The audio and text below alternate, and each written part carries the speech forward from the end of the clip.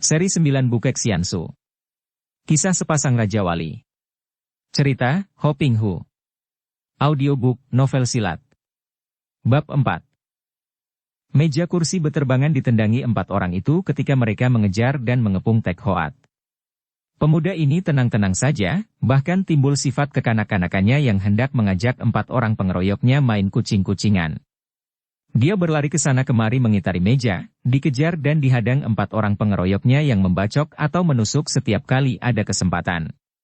Setelah puas mempermainkan mereka sambil tersenyum-senyum mengejek, Tek Hoat lalu menyambar sepasang sumpit panjang dari atas meja, sepasang sumpit bambu, dan dengan senjata sederhana ini dia meloncat ke depan, kini tidak lagi melarikan diri dikejar-kejar, bahkan dia yang berbalik menyerang. Begitu menyerang dia sudah bermain dengan ilmu silat gabungan Patmo Kun Hoat dan Patsian Kun Hoat yang dilatihnya dari Sai Chulomo. Ilmu silat ini memang dapat dilakukan dengan tangan kosong atau dengan senjata apapun dengan merubah sedikit gerak serangannya disesuaikan dengan senjata yang dipegangnya. Hebat bukan main gerakan pemuda ini, terlalu hebat, aneh, dan cepat bagi 4 orang lawannya sehingga terdengar teriakan berturut-turut ketika 4 orang itu dipaksa melepaskan senjata masing-masing karena pergelangan tangan atau siku lengan mereka tertusuk sumpit. Akan tetapi pada saat itu, terdengar suara tangis riuh rendah di sebelah belakang rumah makan. Mendengar itu, Tek Hoat lalu meloncat ke dalam, meninggalkan 4 orang lawan yang sudah melepaskan senjata dan berdiri dengan muka pucat dan mata terbelalak saling pandang. Untung bagi mereka bahwa pemuda yang luar biasa itu meloncat ke dalam, kalau tidak, dengan gerakan selanjutnya tentu dengan mudah pemuda itu akan membunuh mereka setelah melucuti senjata mereka secara demikian istimewa. Sementara itu, Tek Hoat yang mendengar suara tangis itu merasa khawatir kalau terjadi hal-hal yang memerlukan bantuannya, maka dia meninggalkan 4 orang lawannya dan cepat berlari masuk. Melihat dia muncul, pemilik rumah makan yang berusia 50 tahun lebih dan istrinya yang masih muda dan cantik, cepat menjatuhkan diri berlutut di depan Tek Hoat. Pemuda ini terkejut dan juga merasa heran mengapa mereka menangis dan dia melihat gadis yang tadi hampir menjadi korban keganasan penjahat, dipegangi oleh 2 orang pelayan wanita. Gadis itu menangis dan meronta-ronta, berteriak-teriak. "Lepaskan aku! Biarkan aku mati! Harap Jiwi, Anda berdua, bangun, tidak perlu begini." Tek Hoat berkata sambil menyingkir dari depan kedua suami istri yang berlutut itu. "Apakah yang terjadi lagi maka ribut-ribut? Tai Hiap, pendekar besar, tolonglah kami, kalau tidak, bukan hanya anak saya mati membunuh diri, akan tetapi kami sekeluarga tentu akan habis terbasmi," kakek pemilik rumah makan itu berkata sambil menangis. Apa maksudmu, Lopek?" Tek Hoat bertanya, dan hatinya senang sekali mendengar dia disebut Tai Hiap. Sebutan yang diidam-idamkannya. Dia seorang pendekar. Seorang pendekar besar. "Marilah kita bicara di dalam kamar, Tai Hiap." Ajak kakek itu dan Tek Hoat lalu mengikutinya masuk ke dalam kamar di mana tadi kedua orang wanita itu hampir menjadi korban perkosaan. Setelah mempersilahkan pemuda itu duduk, kakek pemilik rumah makan berkata, "Tai Hiap, anak perempuan saya, Siuli, berkeras hendak membunuh diri, maka terjadi ribut-ribut sampai terdengar oleh Tai Hiap. Dia merasa malu sekali." "Ah, bukankah dia tidak sampai diperkosa?" tanya Tek Hoat, khawatir kalau dia tadi terlambat. Memang benar, akan tetapi Tai Hiap mengerti, sebagai seorang gadis terhormat telah terlihat oleh seorang laki-laki dalam keadaan telanjang bulat, hal ini menimbulkan rasa malu yang hebat. "Mengapa begitu?" Tek Hoat mengerutkan alisnya. "Bukankah penjahat yang hendak memperkosanya tadi telah kubunuh mati?" "Bukan penjahat itu yang dimaksudkannya, Tai Hiap. Laki-laki itu adalah Tai Hiap sendiri." "Hai. Bagaimana pula ini?" "Tai Hiap, bukan hal itu saja yang menyusahkan hati kami, akan tetapi lebih-lebih kenyataan bahwa peristiwa ini tentu akan berekor panjang. Dari pihak petugas keamanan mudah saja diselesaikan karena memang nama Jit Hui Hou terkenal sebagai orang-orang yang suka bertindak sewenang-wenang dan kematian mereka di warungku cukup membuktikan bahwa mereka yang menimbulkan keonaran. Akan tetapi kami yakin bahwa mereka tentu akan menuntut balas, kawan mereka dan terutama guru mereka. Kami tentu akan dibasmi habis," dan kembali kakek itu menjatuhkan diri berlutut di depan Tek Hoat. "Kecuali kalau Tai Hiap menolong kami sekeluarga." "Bagaimana aku dapat menolongmu?" Ah, mudah saja. Aku akan membunuh mereka semua, tentu tidak akan ada pembalasan dendam lagi. Sebelum kakek itu sempat menjawab, tubuh Tek Hoat berkelebat lenyap dari dalam kamar dan ternyata pemuda ini sudah berlari keluar, ke ruangan tamu di depan, di mana dia tadi meninggalkan 4 orang lawannya. Dia sudah membunuh yang 3, sedangkan yang 4 lagi baru dia lucuti senjatanya saja. Akan tetapi ketika dia tiba di ruangan depan itu, 4 orang anggota Jit Hui Hou sudah tidak nampak bayangannya lagi sedangkan mayat 3 orang itu pun sudah lenyap. Mereka telah melarikan diri sambil membawa mayat ketiga suhan mereka. Terpaksa Tek Hoat kembali ke kamar dan dengan menyesal berkata kepada pemilik rumah makan. Sayang sekali mengapa aku tadi tidak membunuh yang 4 orang lagi. Tai Hiap, biarpun mereka dapat melarikan diri, kalau Tai Hiap suka membantu kami, hidup kami akan tentram dan mereka tentu tak akan berani lagi bermain gila. Bagaimana aku dapat menolongmu, Lopek? Dengan menerima permohonan kami agar Tai Hiap sudi menjadi suami anak kami Siuli. Hah? Terbelalak sepasang mata yang tajam itu saking kagetnya. Akan tetapi dia mendengarkan juga ketika kakek itu menceritakan keadaan keluarganya. Kakek itu bernama Kam Siok yang hanya mempunyai seorang anak, yaitu gadis yang berusia 17 tahun yang bernama Kam Siuli itu. Ibu gadis itu telah meninggal dunia karena sakit, dan Kam Siok lalu menikah lagi 3 tahun yang lalu dengan seorang janda muda, yaitu wanita cantik berusia 30 tahun lebih yang tadi hampir diperkosa bersama Siuli, anak tirinya. Keadaan mereka cukup berada, karena hasil dari rumah makan itu cukup besar sehingga mereka hidup tenang dan senang. Akan tetapi siapa tahu, hari itu terjadi malapetaka yang hebat dan kalau tidak ada jalan yang baik, tentu mereka akan terancam bahaya pembalasan yang akan membasmi seluruh keluarga mereka. Demikianlah, Tai Hiap. Hanya satu jalan bagi kami untuk dapat selamat, baik untuk keselamatan Siuli agar dia tidak menanggung aib dan nekat hendak membunuh diri, maupun untuk kami sekeluarga agar terbebas dari ancaman pembalasan Jit Hui Hou. Pada saat itu, 2 orang wanita yang tadi hampir diperkosa, memasuki kamar. Gadis yang bermuka merah sekali, dengan air mata bercucuran, digandeng tangannya dan agaknya dipaksa masuk oleh ibu tirinya dan bersama putrinya itu, wanita cantik istri Kam Siok lalu menjatuhkan diri di depan Tek Hoat sambil berkata dengan suara merdu halus dan penuh daya membujuk. Mohon kemurahan hati Tai Hiap agar memenuhi permohonan suami saya karena hanya Tai Hiaplah bintang penolong kami satu-satunya. Muka yang cantik dengan sepasang mata yang penuh gairah menantang itu diangkat.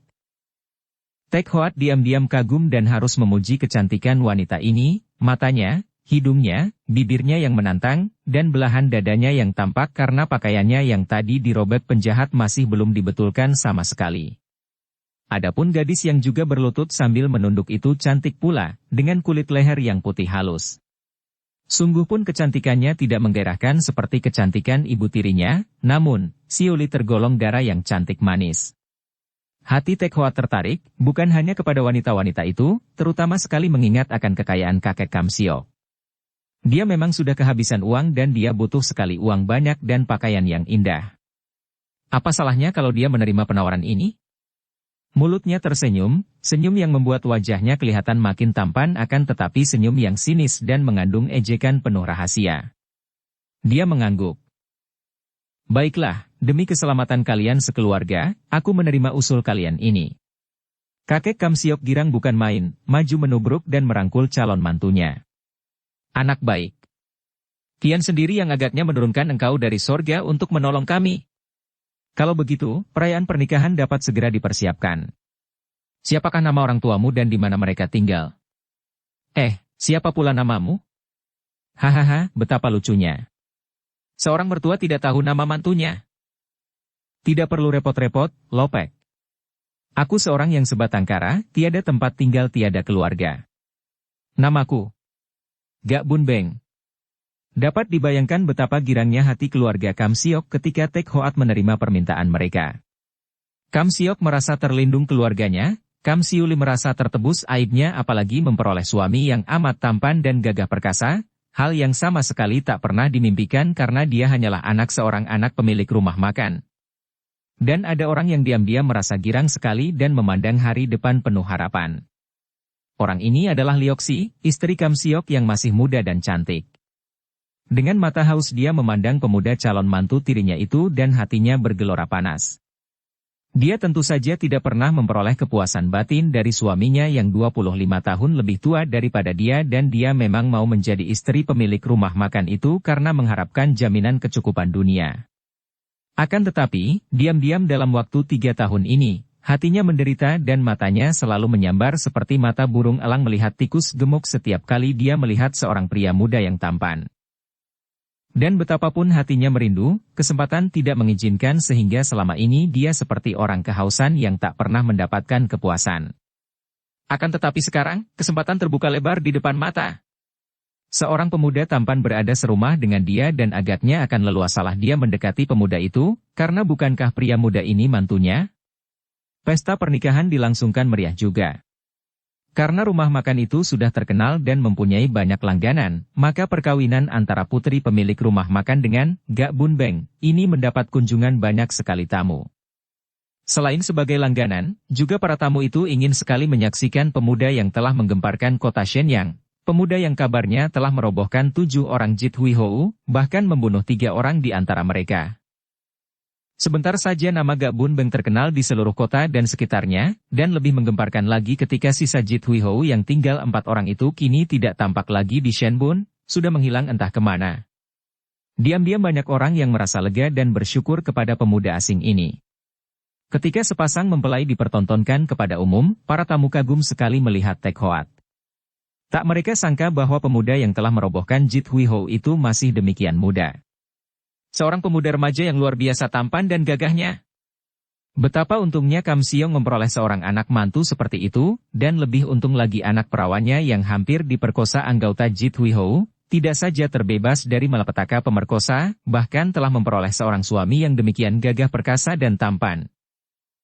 Pada saat para tamu sedang bergembira menghadapi hidangan, tiba-tiba terjadi kegaduhan dan banyak tamu yang sudah bangkit berdiri dan menyingkir ke tempat aman ketika mereka melihat datangnya 5 orang yang membuat mereka terkejut. Ada tamu yang sampai terbatuk-batuk karena makanan yang baru saja dijejalkan ke mulut itu tersesat jalan ketika matanya mengenal 4 orang dari Jit Hui Hou yang datang itu dengan sikap garang, mengiringkan seorang kakek gemuk pendek yang pakaiannya penuh tambalan dan tangannya memegang sebatang tongkat baja berwarna hitam. Gegerlah suasana pesta ketika 4 orang Jit Hui Hou itu menendangi meja kursi dalam kemarahan mereka karena meja kursi menghalang jalan. Tamu-tamu lari cerai-berai dan hanya berani menonton dari tempat jauh walaupun ada pula sebagian para tamu yang berhati tabah tetap berada di tempat pesta itu, berdiri agak jauh di pinggiran. Dapat dibayangkan betapa paniknya pihak tuan rumah. Biarpun mereka sudah menduga-duga bahwa setiap waktu pihak Jit Hui Hou tentu akan mengacau dan datang membalas dendam, dan biarpun mereka sudah percaya penuh akan perlindungan Tek Hoat, namun melihat munculnya 4 orang Jit Hui Hou bersama seorang jembel tua yang menyeramkan itu, mereka menjadi pucat ketakutan. Kam Siok sendiri sudah menarik tangan anak istrinya ke sebelah dalam, bersembunyi di dalam kamar, kemudian dia sendiri mengintai keluar dengan jantung berdebar tegang. Tentu saja Tek Hoat merasa merah sekali menyaksikan betapa 5 orang itu datang mengacaukan perayaan pesta pernikahannya. Akan tetapi sambil tersenyum pemuda ini melangkah lebar ke ruangan depan yang sudah sunyi itu. Sunyi sekali di situ karena semua orang, yang dekat maupun yang menonton dari jauh, tidak ada yang mengeluarkan suara, bahkan mereka itu seperti menahan napas melihat pemuda yang menjadi pengantin itu melangkah menghampiri 5 orang yang sudah berdiri tegak dengan kedua kaki terpentang lebar dan bersikap menantang itu. Setelah berhadapan dengan 5 orang itu, Tek Hoat berkata sambil tersenyum mengejek dan memandang 4 orang sisa Jit Hui Hou. Beberapa hari yang lalu aku tidak sempat membunuh kalian, apakah sekarang kalian datang untuk menyerahkan nyawa? 4 orang itu mencabut pedang dan golok, muka mereka merah sekali dan mata mereka mendelik. Suhu, inilah jahanam yang telah membunuh 3 suheng itu, kata seorang di antara mereka. Kakek tua berpakaian jembel itu memandang dengan mata terbelalak penuh keheranan. Dia adalah Sin Hou Lokai, jembel tua harimau sakti, seorang pertapa di hutan yang letaknya di luar kota Shenbun, tinggal di sebuah kuil tua yang kosong dan hidupnya dijamin oleh 7 orang muridnya, yaitu Jit Hui Hou yang terkenal itu. 7 orang muridnya telah memiliki kepandaian hebat, dan biarpun tak dapat dikatakan luar biasa, namun sukarlah dicari orang yang dapat menghadapi mereka bertujuh kalau maju bersama. Mendengar penuturan 4 orang muridnya bahwa 3 di antara mereka tewas oleh seorang musuh, dia menyangka bahwa murid-muridnya itu tentu dikalahkan seorang Kang Ou yang ternama. Akan tetapi dapat dibayangkan betapa heran dan kagetnya ketika 4 orang muridnya memperkenalkan seorang pemuda remaja yang menjadi pengantin ini yang menjadi pembunuh 3 orang muridnya. Dia merasa penasaran sekali. Demikian lemahkah murid-muridnya sehingga kalah oleh seorang pemuda yang masih hijau ini? Sukar untuk dipercaya. Kini melihat pemuda tanggung itu, yang kelihatannya masih belum dewasa benar, berdiri tenang tanpa senjata apapun, dia segera membentak kepada 4 orang muridnya. Kalau begitu tunggu apa lagi kalian? Hayo balaskan kematian 3 orang suhengmu. 4 orang itu sebetulnya merasa jerih karena mereka sudah maklum betapa lihainya pemuda yang kelihatan lemah ini.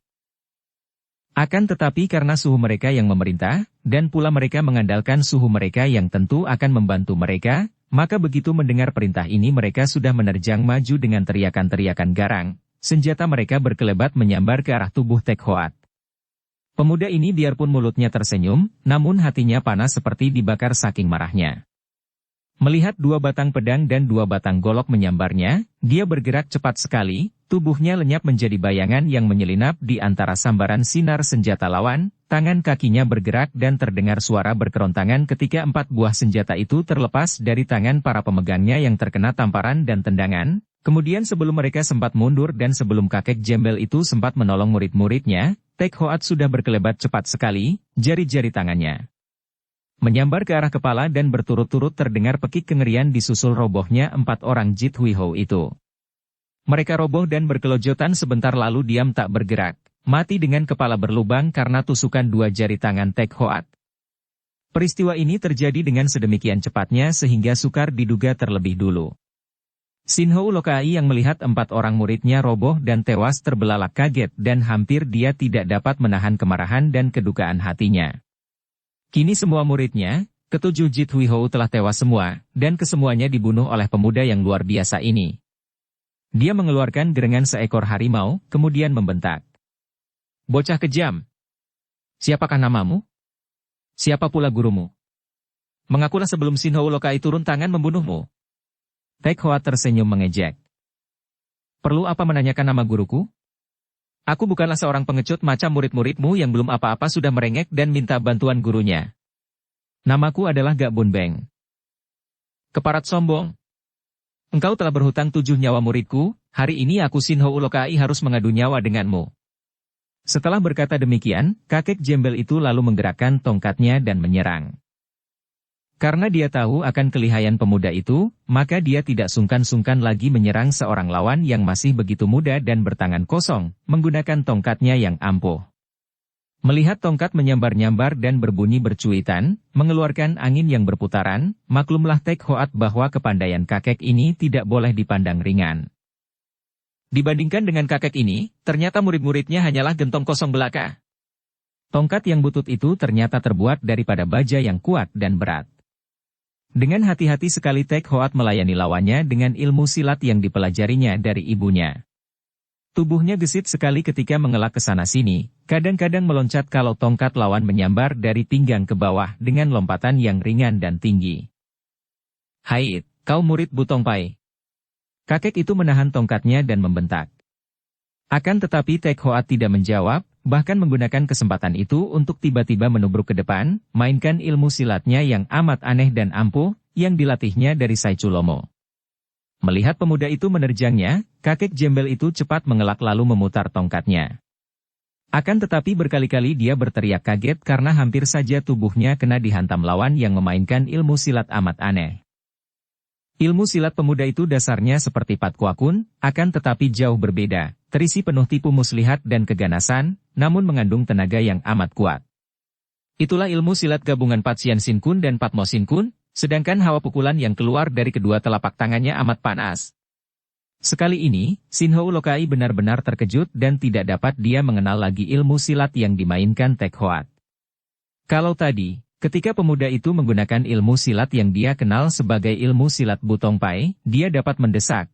Akan tetapi begitu pemuda itu mainkan ilmu silat yang amat aneh ini, tongkatnya hanya dipergunakan untuk melindungi tubuhnya.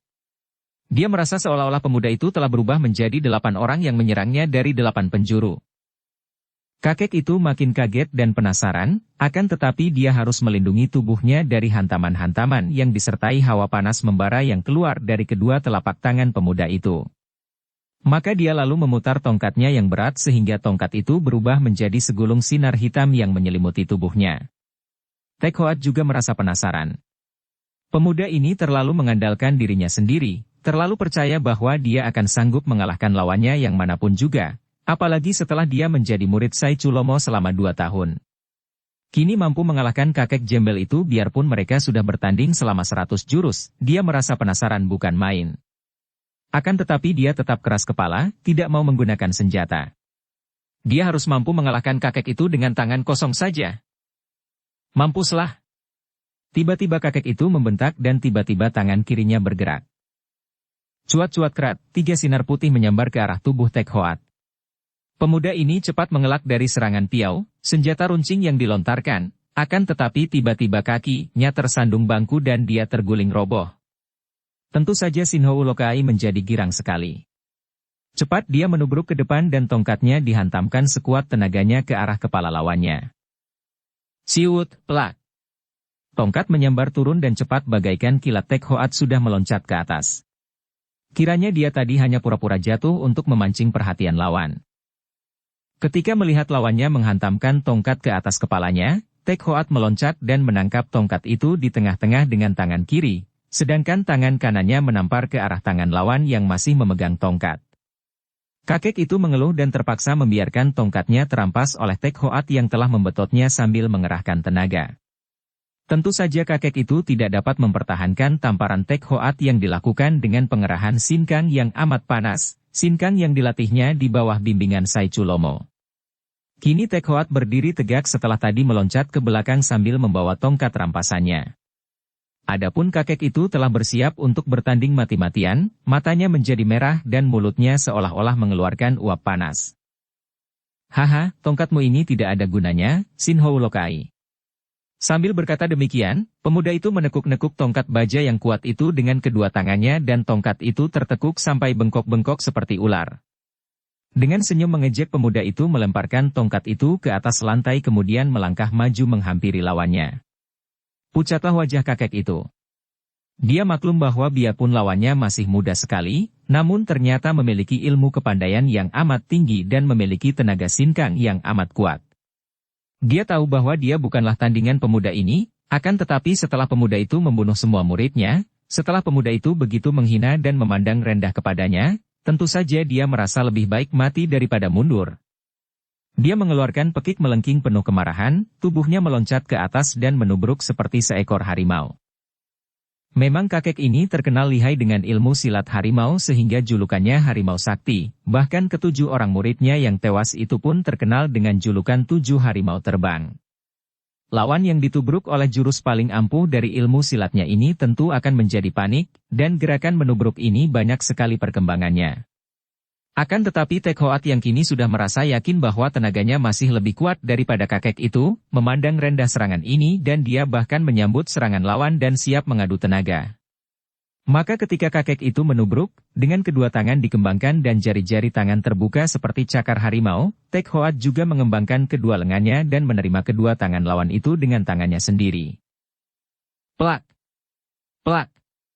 Dua pasang telapak tangan itu bertemu dan mulailah terjadi adu tenaga sinkang yang dilakukan tanpa bergerak namun yang kehebatannya tidak kalah dengan adu kecepatan kaki tangan tadi. Kakek itu berdiri dengan kedua kaki terpentang, mukanya beringas seperti muka harimau marah, tubuhnya agak merendah, dia mengerahkan seluruh tenaganya. Tek Hoat berdiri biasa saja, senyumnya masih menghias mulutnya, matanya tajam bersinar-sinar, wajahnya berseri dan diam-diam dia mengerahkan yangkang yang mengandung hawa panas itu. Dua pasang lengan itu sampai tergetar hebat dalam adu tenaga itu, akan tetapi lambat laun kakek jembel itu sukar dapat mempertahankan diri lagi karena hawa panas itu makin mendesak dan makin membakar seolah-olah hendak membakar seluruh tubuhnya. Dia dapat mempertahankan dorongan tenaga sinkang lawan, akan tetapi menghadapi hawa panas yang meresap ke dalam tubuhnya itu dan membuat dadanya seperti akan meledak, dia merasa tersiksa sekali. Tek Hoat makin memperkuat dorongannya makin mengerahkan sinkangnya sehingga dari telapak tangannya mengepul uap panas. Kakek itu meringis, makin menderita dan akhirnya kedua kakinya gemetaran, perlahan-lahan lututnya tertekuk, makin lama makin rendah dan akhirnya dia jatuh berlutut dan tubuhnya gemetar semua. Untuk kesekian kalinya Tek Hoat mengerahkan tenaganya, terutama pada tangan kanannya yang sudah menekan tangan kiri lawan. Krek! Au! Sinhou Lokai memekik kesakitan, akan tetapi pekiknya menjadi memanjang, menjadi lengking mengerikan ketika tangan kanan Tek Hoat secepat kilat sudah melepaskan tangan kiri lawan dan menyambar ke arah kepala lawan. Jari tangannya, telunjuk dan jari tengah, menusuk dan masuk semua ke dalam kepala kakek itu. Tubuh kakek itu berkelojotan dan terlempar keluar ketika Tek Hoat menendangnya, tak lama kemudian tubuhnya tak bergerak lagi, mati seperti 4 orang muridnya. Kakek Kam Siok dan para tamu yang menyaksikan pertandingan itu dan melihat betapa 5 orang pengacau itu telah tewas semua, segera menghampiri Tek Hoat dan mertua yang merasa amat girang dan lega ini merangkul mantunya dengan penuh kebanggaan. Mayat 5 orang itu cepat diurus dan kakek Kam Siok membereskannya persoalan itu dengan pembesar setempat. Banyak sekali saksinya bahwa 5 orang itulah yang datang mengacau, maka Tek Hoat tidak dituntut, apalagi karena Kam Siok berani mengeluarkan banyak hadiah untuk para petugas yang mengurus persoalan itu. Pesta perkawinan dilanjutkan dengan meriah dan kegagahan Tek Hoat menjadi bahan percakapan para tamu. Nama, Ga Bun Beng, terkenal sekali dan semua orang merasa kagum akan kegagahan pemuda yang masih muda sekali itu dan menyatakan betapa untungnya Kam Siok memperoleh seorang mantu seperti itu. Akan tetapi hanya orang luar saja yang menganggap bahwa keluarga Kam berbahagia dengan munculnya pemuda tampan dan gagah itu, karena orang luar tidak tahu keadaan sebenarnya. Adapun kakek Kam Siok dan putrinya, Kam Siuli, menderita tekanan batin hebat ketika beberapa hari saja setelah pesta pernikahan itu berlangsung, secara terang-terangan pemuda itu bermain gila dengan si ibu tiri. Tek Hoat yang masih hijau dalam soal asmara, tentu saja tidak dapat melawan godaan Lioxi yang selain cantik sekali, juga pandai merayu dan bergaya itu. Dengan mudah Tek Hoat dapat ditundukkan dan terjatuh ke dalam pelukan ibu tiri ini. Mungkin karena mengandalkan kelihayan Tek Hoat, Lioxi berani melakukan perjinaan dengan mantu tirinya ini secara berterang. Dia seolah-olah menantang suaminya dan anak tirinya. Merayu, merangkul dan mencium mantunya di depan suami dan anak tirinya bukan merupakan hal yang aneh baginya. Adapun Tek Hoat yang masih hijau, menurut saja karena dia mendapatkan kenikmatan yang luar biasa dalam hubungannya dengan Lioxi, kenikmatan yang tak dapat dia rasakan bersama istrinya yang juga sama-sama belum berpengalaman dan masih hijau seperti dia dalam bercumbu rayu. Dapat dibayangkan betapa hancur hati Siuli dan betapa marah dan malu rasa hati Kam Siok. Akan tetapi apa yang dapat mereka lakukan?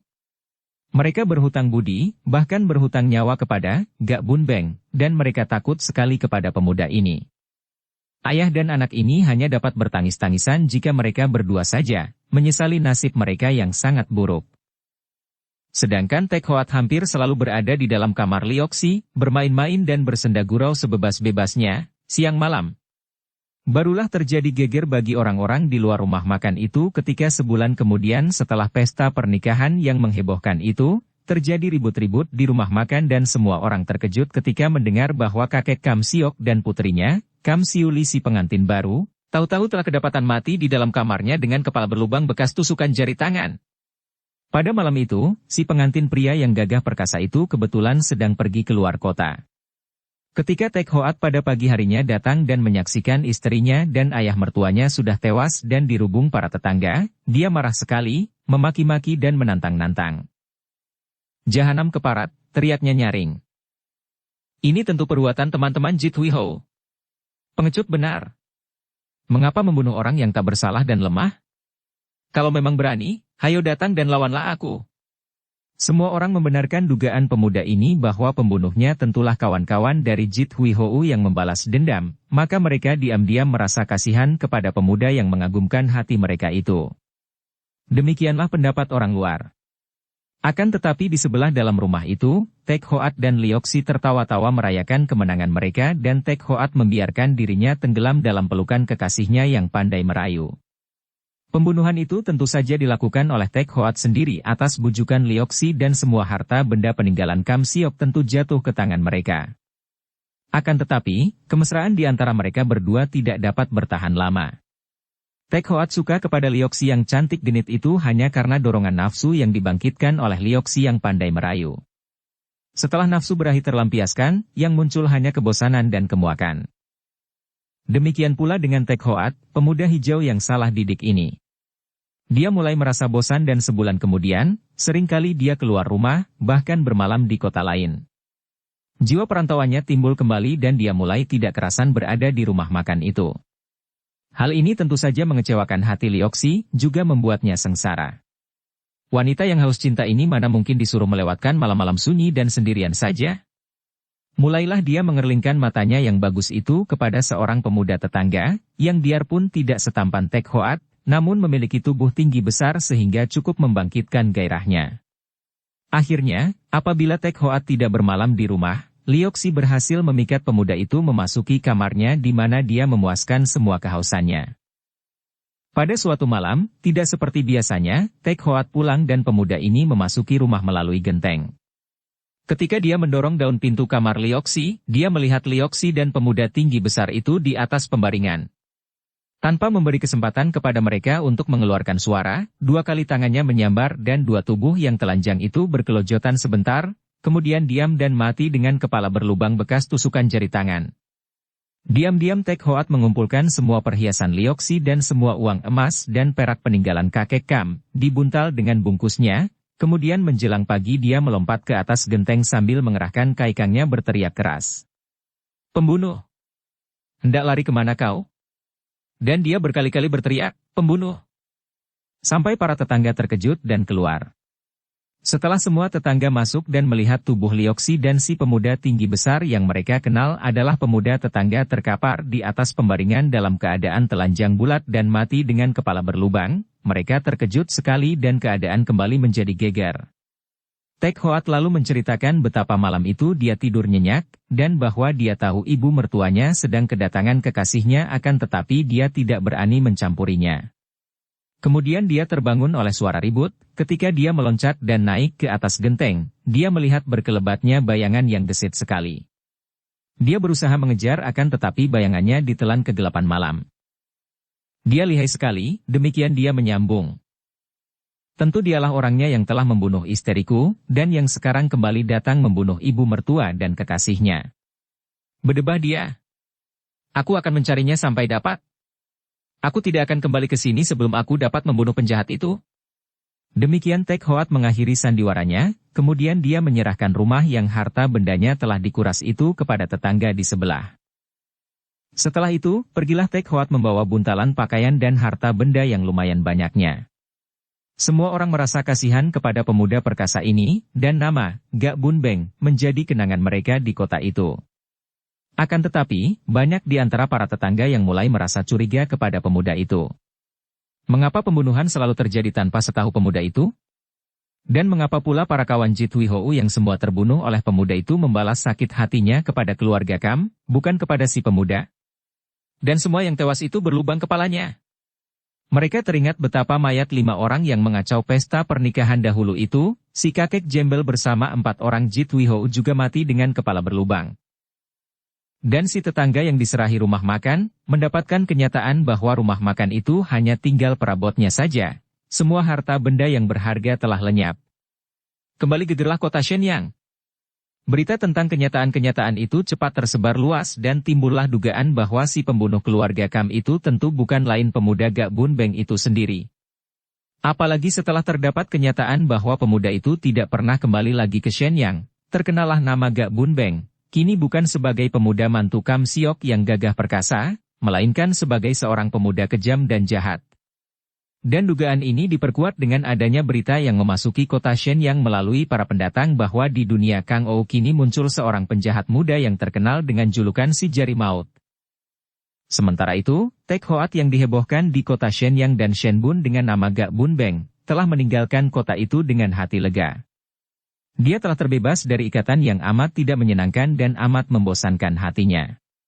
Tentu saja ketika dia menerima penawaran kakek Kam Siok untuk menikah dengan si Yuli, pada saat itu dia terpengaruh untuk menolong mereka, akan tetapi sama sekali dia tidak berniat untuk selamanya menjadi seorang suami yang terikat di rumah makan itu. Kebetulan dia mendapat jalan dengan bujuk rayu Lioxi. Akhirnya, setelah membunuh semua keluarga Kam, dia pergi sambil membawa harta benda mereka. Kini tidak khawatir lagi akan kehabisan bekal di jalan. Akan tetapi, buntalannya yang berisi banyak emas dan perak itu menarik perhatian para penjahat yang bermata tajam. Namanya yang belum terkenal membuat para perampok makin berani dan banyaklah perampok yang mencoba untuk merampas buntalan pemuda remaja ini. Akan tetapi mereka kecelai karena perampok yang bagaimana lihai pun, begitu bertemu dengan pemuda ini, tentu akan dihajar habis-habisan dan banyak pula yang tewas dengan kepala berlubang. Maka gegerlah dunia Kang Ou dengan munculnya seorang tokoh baru, seorang pemuda berjari maut dan segera terkenallah julukan si jari maut. Akan tetapi Tek Hoat tidak pernah mau memperkenalkan namanya sendiri, dan kalau terpaksa dia harus mengaku, maka dia sengaja memakai nama Gak Bun Beng. Hal ini adalah karena dia ingin orang membenci musuh besarnya yang telah meninggal dunia itu, pula, dia merasa bahwa belum waktunya dia memperkenalkan nama sebelum dia mencapai kedudukan sebagai seorang gagah nomor satu di dunia ini. Dan untuk membuktikan bahwa dia adalah orang terpandai, dia harus lebih dulu bisa mengalahkan pendekar yang diagung-agungkan ibunya, yaitu pendekar siluman majikan Pulau Es. Kalau sudah begitu, barulah dia akan memperkenalkan namanya sendiri. Ketika Tek Hoat tiba di luar kota raja, di dalam sebuah hutan yang biasa didatangi oleh para bangsawan untuk berburu binatang, dia mengalami hal yang sekaligus membuka matanya dan menyatakan kepadanya bahwa sebetulnya ilmu kepandaiannya masih jauh untuk mencapai tingkat jagoan nomor satu di dunia. Dan juga membuka matanya bahwa selama ini dia terlalu memandang tinggi tingkat kepandaiannya sendiri dan bahwa yang dikalahkannya semua itu hanyalah penjahat-penjahat kelas rendahan saja. Pengalaman yang mengejutkan hatinya ini terjadi ketika dia sedang berjalan seorang diri di dalam hutan itu, sebuah hutan yang penuh dengan pohon-pohon besar dan kaya dengan burung-burung dan binatang hutan. Selagi dia menikmati suara burung dan melihat kelinci dan kijang lari ketakutan melihat dia datang, tiba-tiba terdengar derap kaki kuda dan di belakangnya datang 5 ekor kuda yang membalap. Jalan dalam hutan itu sempit, akan tetapi dia tidak mau minggir. Hendak dilihatnya apa yang akan dilakukan 5 orang penunggang kuda itu kalau dia tidak mau minggir. Hai! Minggir! Penunggang kuda terdepan berseru. Akan tetapi Tek Hoat tidak mau minggir, bahkan membalikkan tubuhnya dan memandang dengan senyum sindir.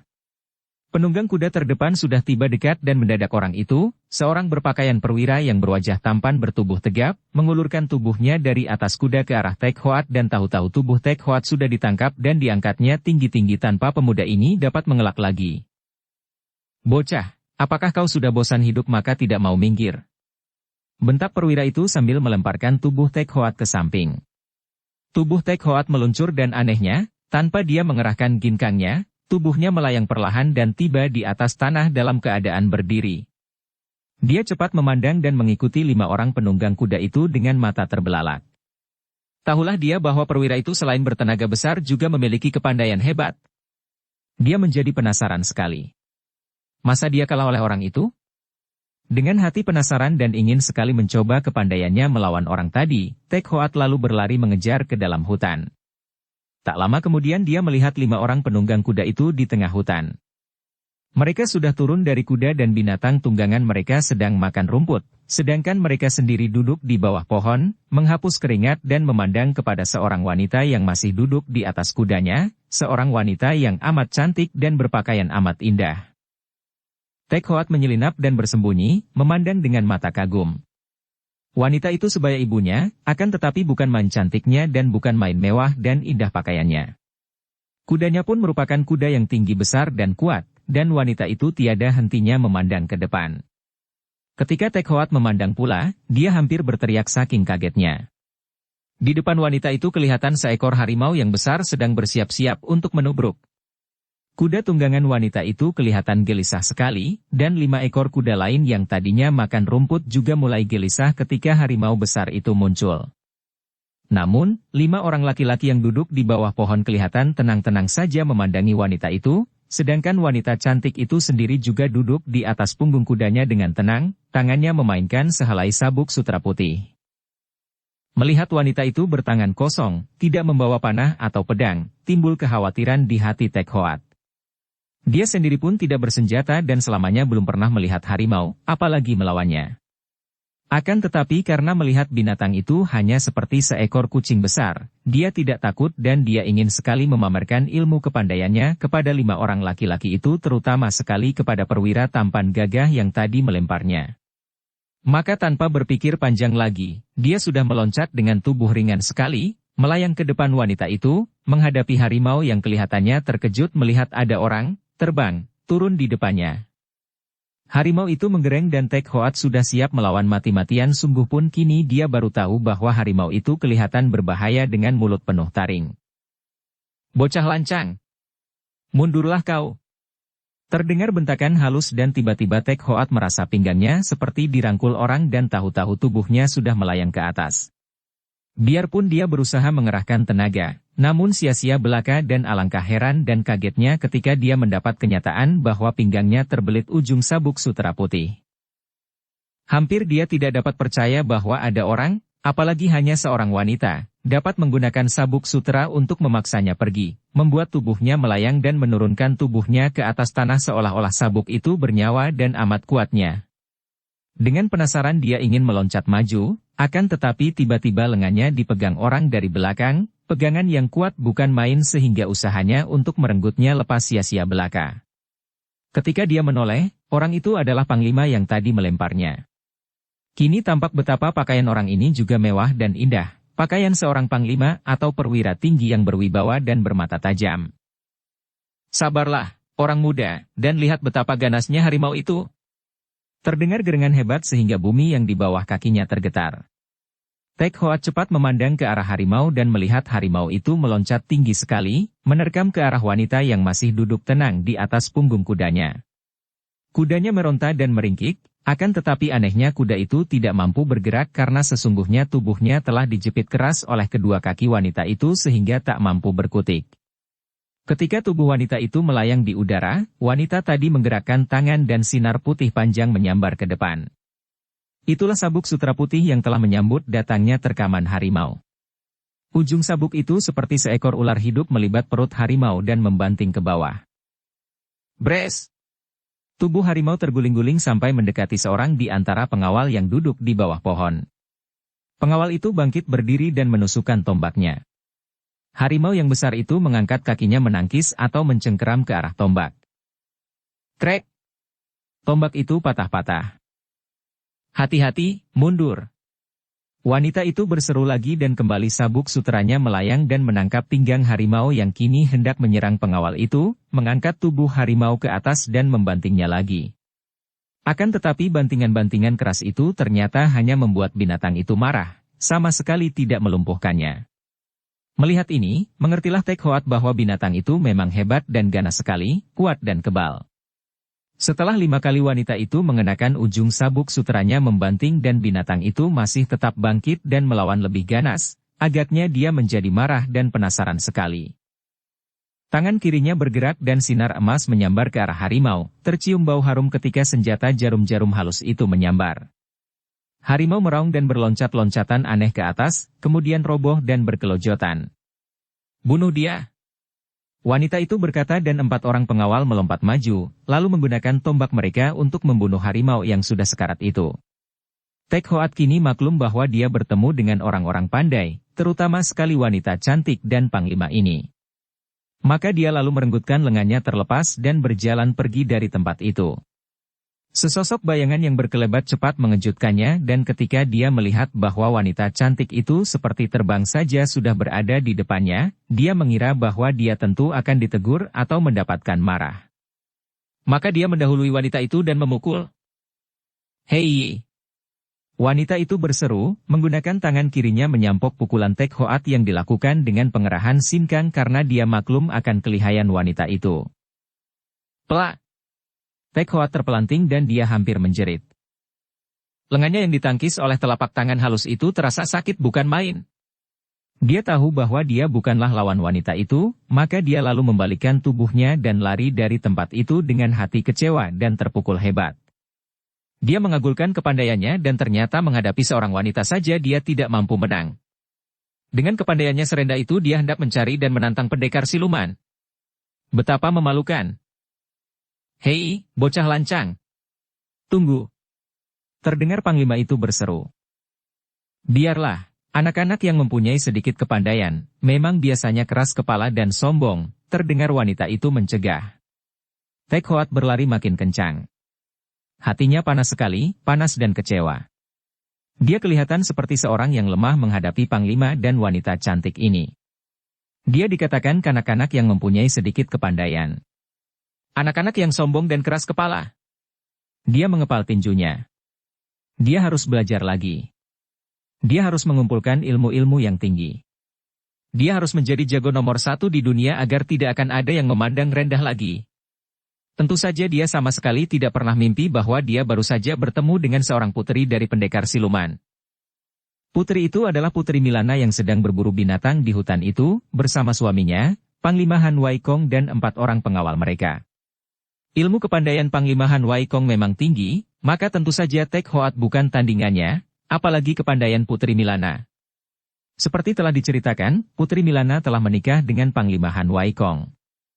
Mereka hidup rukun, sungguh pun tak dapat dikatakan bahwa Milana mencintai suaminya. Sayang bahwa mereka tidak mempunyai anak, seandainya ada, agaknya Milana perlahan-lahan akan dapat mencinta suaminya itu. Betapapun juga, mereka kelihatan rukun dan tak pernah terjadi ribut di antara mereka. Melihat seorang anak laki-laki yang memiliki kepandaian tinggi dan bersikap aneh itu, Milana dan suaminya terheran-heran. Apalagi ketika suaminya menceritakan betapa anak itu tadi tidak mau minggir sehingga terpaksa dia lemparkan dari jalan. Jelas dia bukan bocah biasa, kata Milana. Benar, dia tentu murid seorang pandai. Akan tetapi sikapnya sungguh mencurigakan. Dia bersikap aneh, tentu murid orang aneh pula. Dan gerakannya ketika memukul tadi, bukankah mirip sekali dengan Pat Sian Kun? Heran sekali. Mereka lalu kembali ke kota raja. 4 orang pengawal membawa bangkai harimau. Tentu saja Milana sama sekali tidak pernah menyangka anak laki-laki remaja tadi bukan lain adalah keturunan Wan Keng In. Dia mengenal Ang Siok Bei, bahkan dia bersama Ang Siok Bei pernah mengeroyok Gak Bun Beng yang dianggapnya memperkosa para wanita itu, baca cerita sepasang pedang iblis. Akan tetapi kemudian dia tahu bahwa yang melakukan perbuatan terkutuk itu adalah Wan Keng In yang menggunakan nama Gak Bun Beng. Juga dia tidak tahu bahwa anak itu telah dilatih ilmu silat tinggi sampai 2 tahun lamanya oleh Sai Chulomo, bekas orang kepercayaan ibunya. Sai Chulomo yang tadinya menemaninya di istana, akan tetapi yang pergi semenjak dia menikah. Tek Hoat mengambil buntalannya yang tadi disembunyikan di bawah pohon, lalu dia melanjutkan perjalanannya dengan wajah murung. Kenyataan pahit betapa kepandaiannya tidak sehebat seperti yang dianggapnya selama ini, membuat dia kecewa sekali dan diam-diam mengutuk Sai Chulomo mengapa tidak mewariskan seluruh ilmunya. Dan dia memaki-maki Butong Pai pula yang tidak mau menerimanya sebagai murid. Kini tahulah dia bahwa jelas sekali dia tidak akan mampu menandingi tokoh-tokoh Butong Pai. Dia harus belajar lagi. Akan tetapi belajar dari siapa? Dengan bersungut-sungut Tek Hoat memasuki sebuah dusun dan melihat sebuah rumah makan di dusun itu, dia masuk. Dia tidak lagi pergi ke kota raja. Panglima dan wanita itu tentulah orang-orang kota raja dan tahulah dia betapa berbahayanya kota raja yang memiliki demikian banyaknya orang pandai. Sebelum dia memiliki kepandaian yang tiada lawannya, perlu apa dia pergi ke kota raja hanya untuk dihina orang? Sekali masuk kota raja, dia harus mampu menggegerkan kota raja. Bruk! Meja itu bergoyang-goyang dan tentu ambruk kalau tidak dipegang cepat-cepat oleh Tek Hoat. Buntalannya memang berat karena perak dan emas itu. Didengarnya suara orang berbisik-bisik. Ketika dia mengerling ke kiri, ternyata di meja sebelah kiri duduk pula 4 orang laki-laki yang melihat pakaian dan gerak-geriknya, tentulah sebangsa jagoan silat yang kasar. Mereka memperhatikan Tek Hoat, terutama sekali pandang mata mereka ditujukan kepada buntalan di atas meja di depan pemuda itu. Hahaha, tuako. Kalau sekali ini kita tidak bisa mendapatkan kakap, benar-benar sialan kita ini, kata seorang di antara mereka. Mana bisa memperoleh kakap di air keruh? Tunggu di air tenang, barulah mudah menangkap kakap gemuk, kata orang yang kumisnya melintang sampai ke telinga.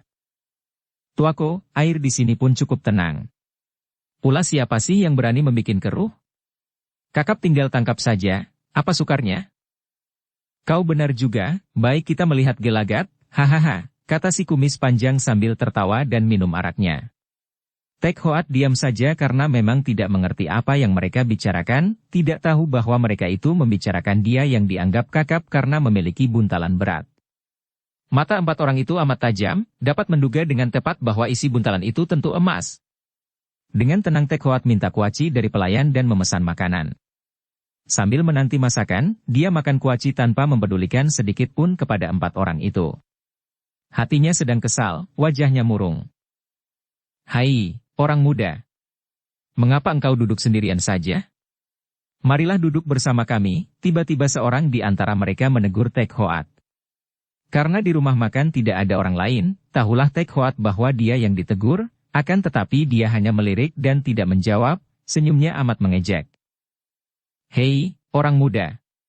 Lihatlah permainan kami ini, kalau mau menjadi sahabat kami, engkau akan kami ajari ilmu," kata pula orang kedua. Tek Hoat menoleh dan dia melihat si cambang melintang itu menggerakkan kedua tangannya.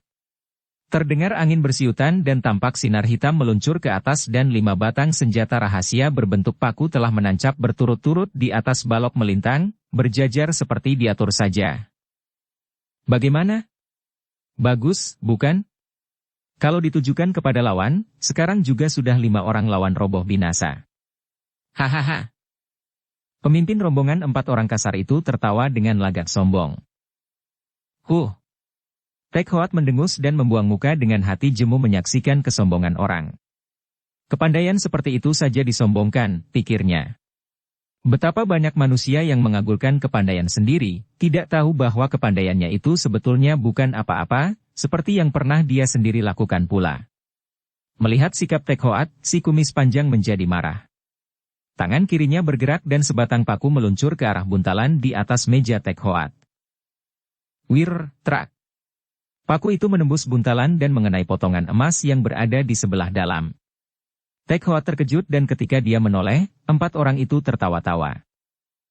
"Kalau yang kubidik tubuhmu, tentu sekarang pun engkau sudah tewas." Hahaha. Tek Hoat bangkit berdiri dengan marah.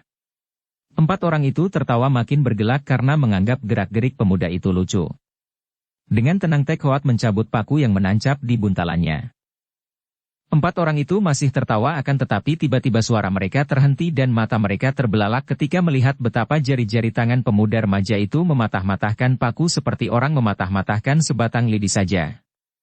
Kemudian, tangan kiri Tek Hoat menjemput kuaci di atas piring dan dengan pengerahan tenaga dia melontarkan kuaci-kuaci itu ke atas, ke arah 5 batang paku yang menancap di balok melintang. Terdengar suara berdenting dan 5 batang paku itu jatuh semua ke atas lantai. 4 orang itu menjadi pucat wajahnya, akan tetapi Tek Hoat masih menggerakkan tangan kirinya dan segenggam kuaci melayang ke arah 4 orang itu. Mereka menjerit dan mengadu-adu dan muka mereka berdarah-darah ketika kuaci-kuaci itu menancap di muka mereka. Pada saat itu, pelayan datang membawa daging dan roti pesanan Tek Hoat. Pemuda ini segera berkata, "Bungkus semua itu, aku akan makan di luar, di sini banyak lalat." Pelayan yang melihat 4 orang kasar tadi mengaduh-aduh, mencabuti kuaci dari muka dan darah bercucuran, kaget sekali, cepat-cepat membungkus makanan yang dipesan Tek Hoat dan memberikannya kepada pemuda itu. Tek Hoat memasukkan makanan ke dalam buntalan, mengeluarkan uang harganya dan menekan uang itu di atas meja, lalu pergi tanpa berkata apa-apa lagi. Pelayan itu terbelalak memandang uang yang telah gepeng dan meja yang berlubang terkena tekanan jari tangan pemuda itu. Juga 4 orang itu melihat ini dan si kumis panjang kaget sekali. Bersambung ke bab 5. Dukung kami dengan subscribe, follow, like, komen dan share. Terima kasih.